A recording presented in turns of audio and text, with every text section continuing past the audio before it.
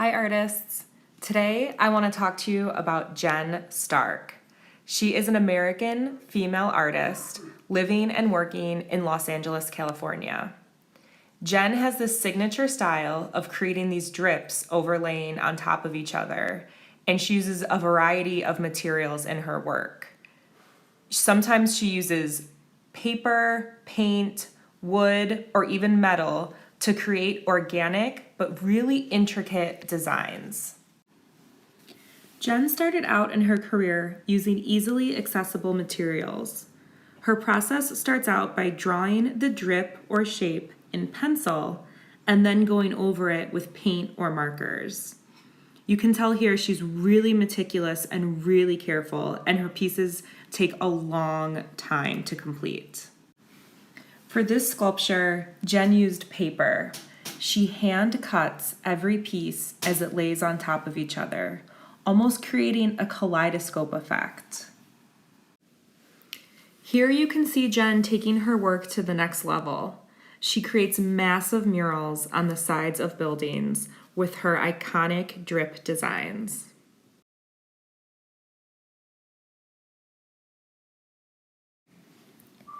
Next time you're in Florida, look for Jen's mural. It can be found inside the Miami International Airport. Jen's psychedelic patterns are colorful and vibrant and going to be so much fun for us to recreate. Check out Jen's website for even more inspiration. All right, so to recap, Jen Stark is a very cool artist. She's one of my favorites right now, my favorite to watch, mainly because she keeps that same style and she keeps reinventing herself and doing it in so many different ways. And let's be honest, I would love my house to be painted with a Jen Stark mural. I mean, come on, who wouldn't?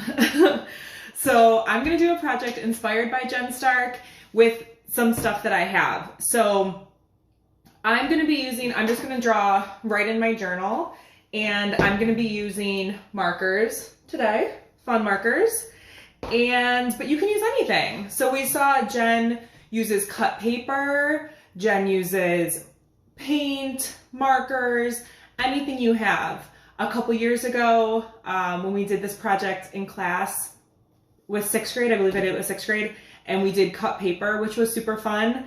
And then I had some students go home and bring back a photo because they recreated their project in chalk, and that was amazing. So chalk would be a super, super fun idea with using just your driveway and anything you have outside. So I am going to find a blank page in my book.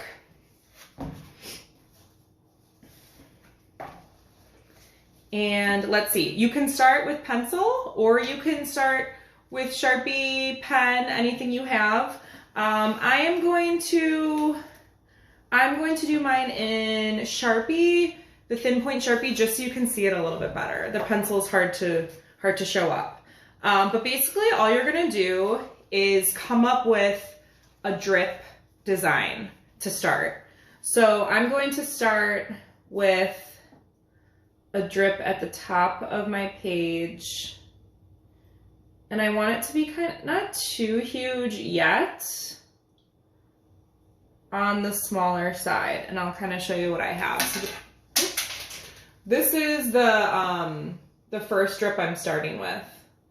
And so now what I'm gonna do is just start to mimic that shape below it. And I'm going really slow because I want to try to do my best to mimic that shape as best as possible. And I'll kind of show you my progress here. And I'm just going to keep going. So let's see, I'm going to do it again.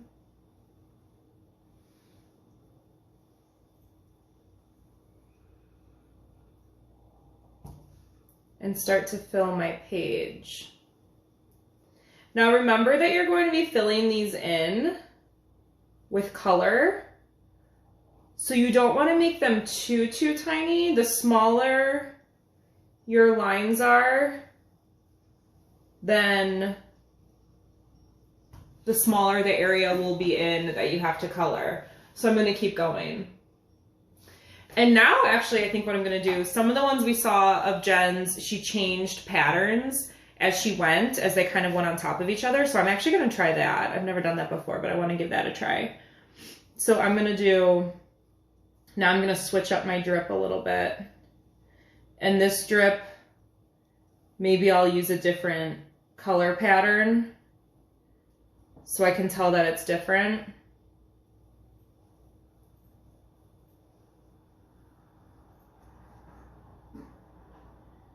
And I want it to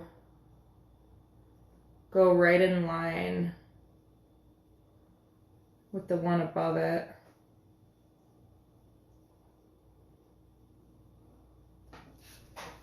So now I'm creating like a different pattern underneath. And I'm just gonna keep going. I'm gonna fill this whole page.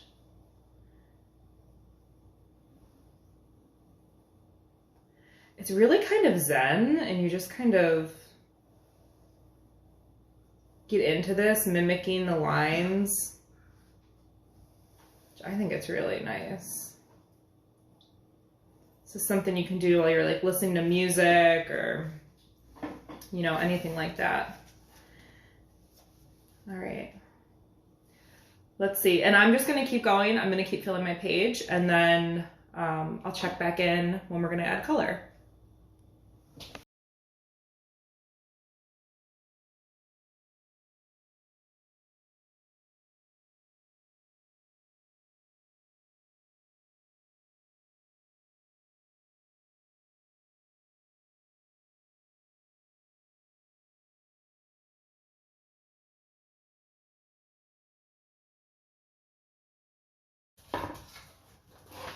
All right, so this is my final project.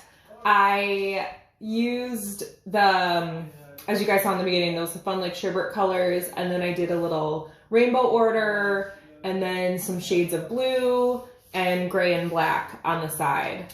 So doing one honestly makes me want to do another one all over again because it was really fun and I already have more ideas and I want to try out different colors.